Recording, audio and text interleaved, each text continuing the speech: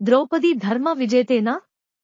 రత్న రాసులతోనూ పాడి పంటలతోనూ తులతూగే ఇంద్రప్రస్థ రాజ్యాన్ని, సోదరులను, తనని పందెం కాసి ఓడిపోయిన ధర్మరాజుకు ద్రౌపదిని పందెం కట్టే హక్కు లేదు.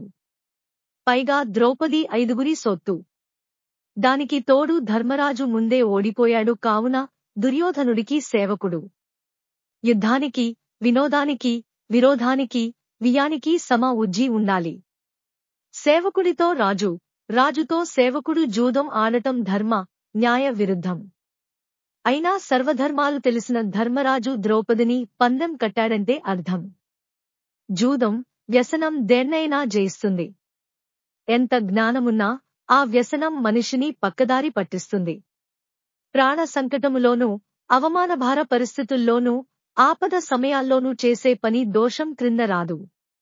అందుకే ధర్మరాజుకు ఆ దోషం అంటలేదు.